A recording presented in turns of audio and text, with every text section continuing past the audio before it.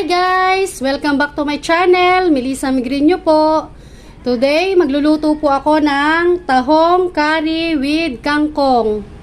Ito po yung ating mga ingredients na gagamitin. Ito po yung ating tahong, kangkong, bawang, sibuyas, luya, yung ating bell pepper, tsaka yung ating asin. Meron din po tayong curry powder, tsaka po yung ating gata, mantika sa paggisa, pamintang powder, vetsin, patis, tsaka po yung chili powder. Start na tayo guys. Magpainit tayo ng mantika.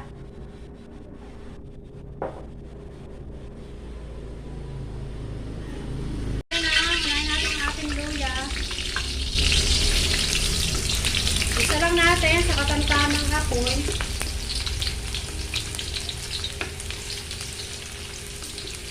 Para lumabas yung aroma ng ating luya.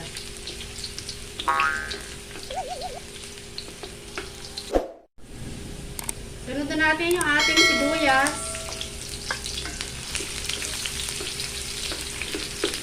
Isa natin na 1 minuto.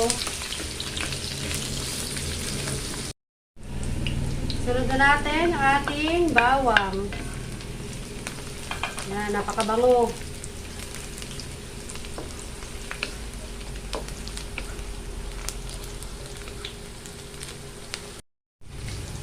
Yung ating tahong.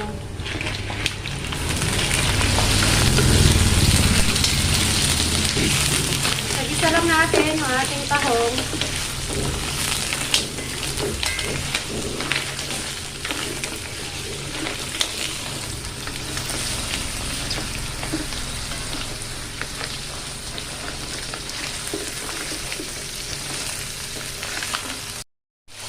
Lagyan muna natin ng patis para lumasa na yung ating tahong.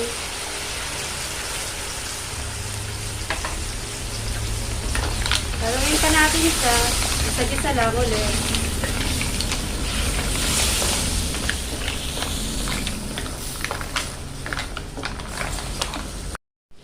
Bell pepper, halo na natin. Tatakpan muna natin siya guys. Para maluto yung tahong. Balikan natin mamaya. 1 minute na guys. Check natin. Wow, ang bango.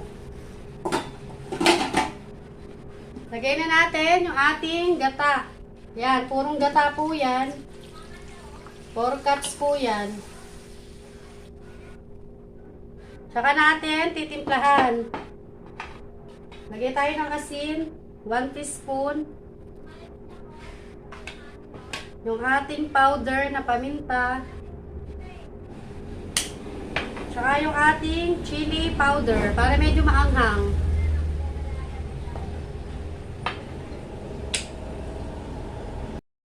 Tsaka yung ating curry powder.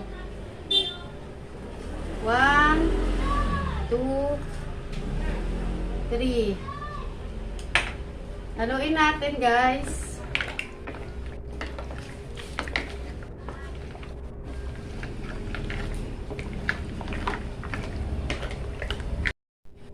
Vetsin, lagyan na natin. Saka natin haluin.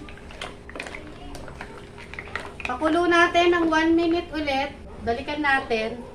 Takpan muna natin siya. Ito na guys, check natin. Yan, kumukulo na siya. Tikman natin siya.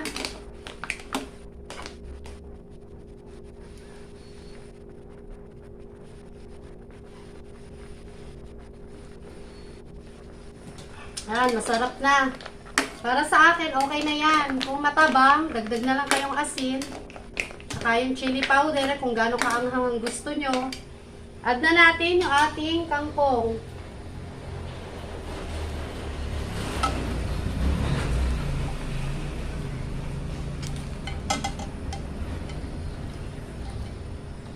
Saka natin haluin.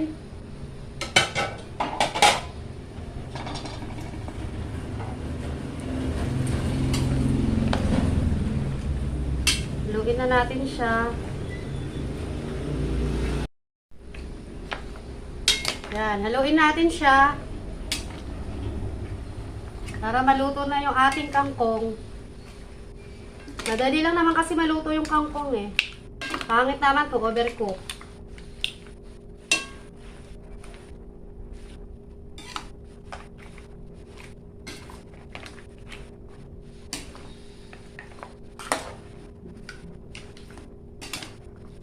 Guys, takpan natin. Balikan natin mamaya, mga 1 minuto lang.